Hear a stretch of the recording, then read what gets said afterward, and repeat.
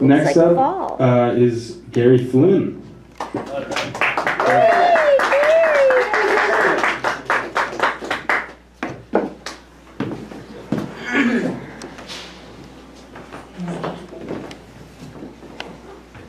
Andy?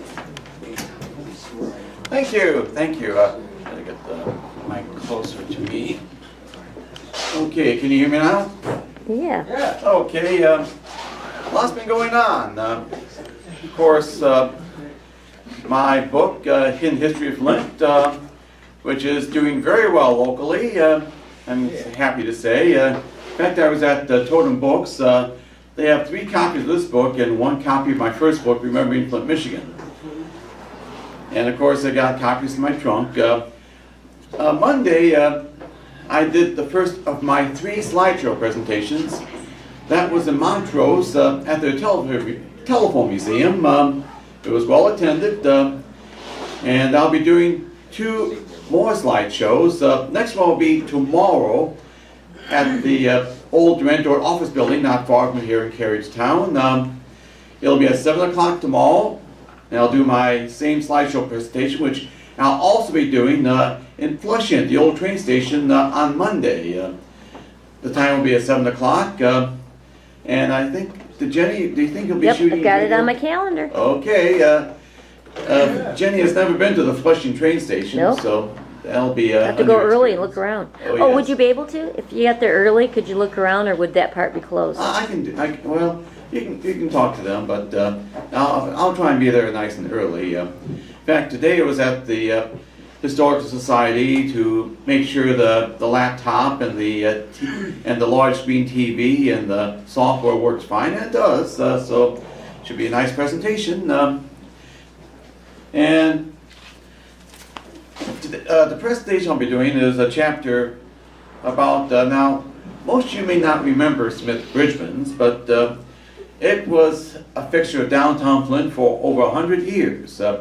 I brought some visuals. In fact, I'll flash, and I already gave Jenny the visuals, so when I flash it, I'll just give it to, just pass it around, so you can see what Smith-Bridgman looked like over the years. So here's a piece which is called Smith-Bridgman's Flint's largest department store.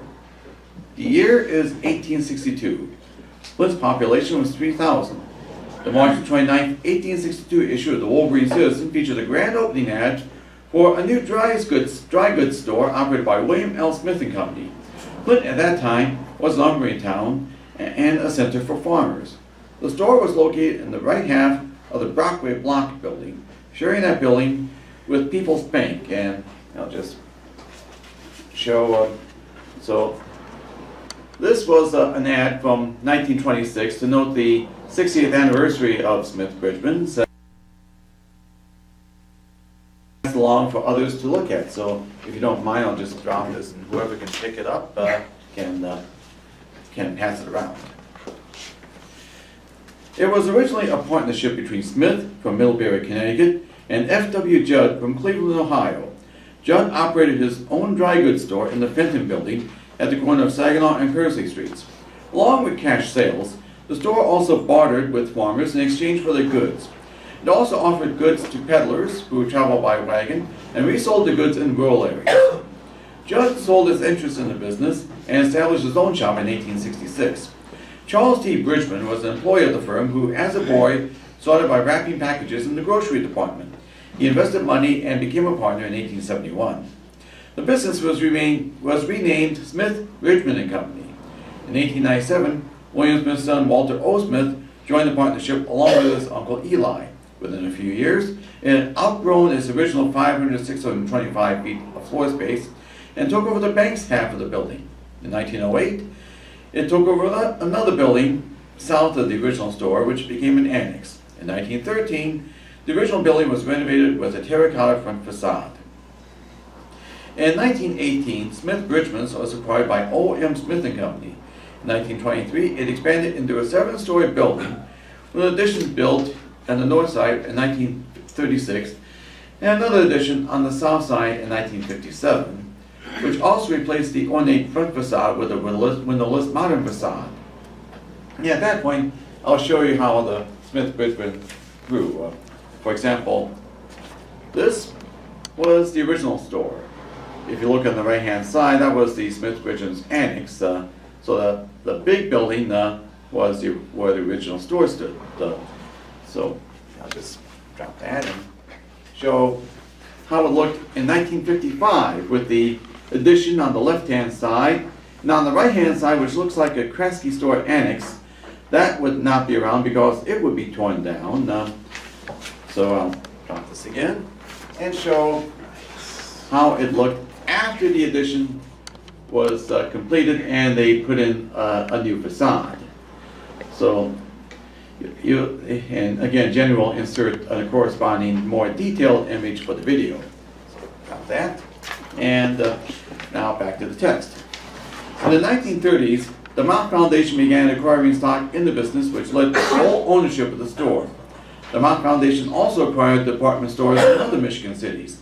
It also owned the J.W. Knapp Company in Lansing, D.M. Christian Department Store in Owasso, and L.W. Robinson Company in Battle Creek. Smith-Bridgman's also had two annex stores downtown. One on the other side of Bush Alley, facing Harrison Street. And this is that Harrison Street annex. So, whereabouts is that located? It was located. It's now where the flat lot where it is along Harrison Street, and this was the First Street store. Yeah. So Jenny will insert a more detailed one. Genesee Towers was there. Now it's a public plaza. So now pass that along, and back to the text. In 1967.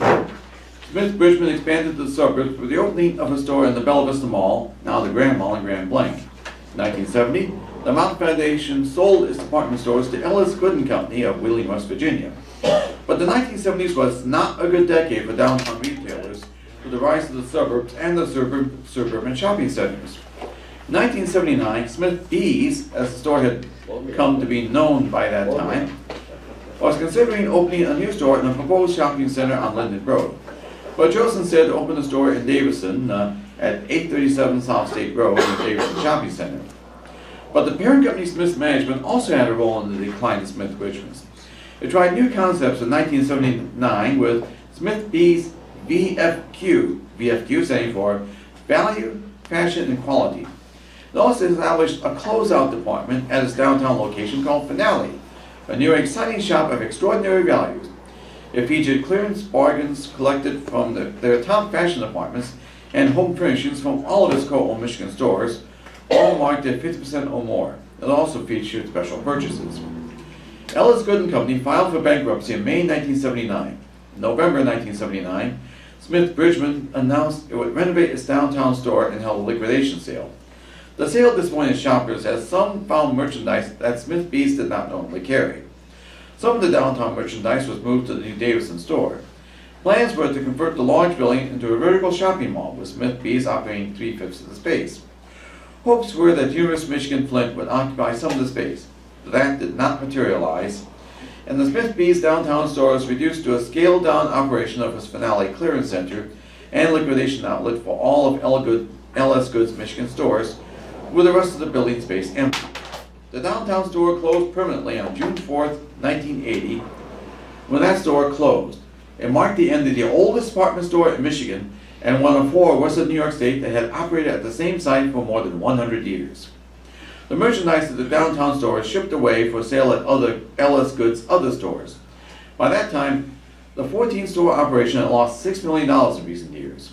A clerk at the closing downtown store blamed shoppers who shopped in suburban shopping areas instead of downtown in recent years. Indeed, Sears and Woolworth left downtown for the new Genesee Valley Center in 1970. JCPenney moved to the malls in 1980. The Vogue and Montgomery Ward also closed their downtown stores around that time. On October 17, 1980, the remaining stores in Grand Blanc and Davison were ordered closed by a bankruptcy judge at Ellis Goods base of operations in Wheeling, West Virginia, thus closing the final chapter in the century-plus history of Smith-Bridgman's. The remaining Ellis Goods-owned stores in Michigan, Knapp's in Lansing, Christensen in Owasso, and Robinson's Battle Creek were also closed that same month. The inventory of the 2 remaining Smith B stores was sold to a unit of Value City department stores based in Columbus, Ohio. Valued at $486,000, the merchandise was sold for $171,257. The buyer also bought the inventory of Ellis Goods' remaining Michigan stores. The total sale price at the auction was $2.3 million. While Value City did operate a department store in Flint, it did not have a store in Flint at that time. The inventory was sent to Lansing for liquidation at the flagship Knapp store in downtown Lansing, where thousands of shoppers jammed the liquidation sale that began on November 28, 1980.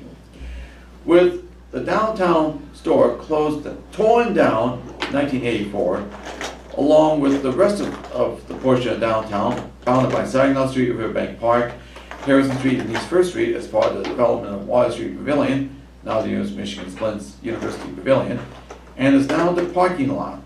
Okay. Final visual of the sad one. The Smith-Bridgman stores along the rest of the block that became the flat lot torn down.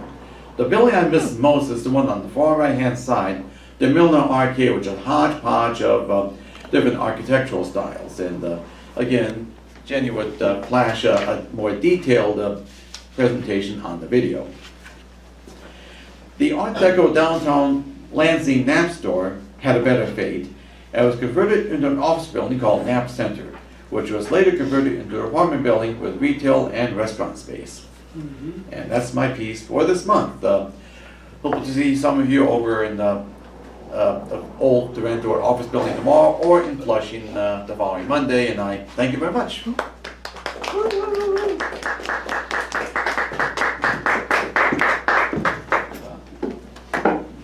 That was great, Gary. Thanks.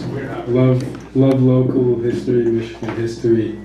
Stuff is super important. I didn't know that was connected to the Knapp building. They're doing some, they were repurposing that when I was in Lansing. I forgot what they were doing though. Might be another fashion store going there. I'm not sure.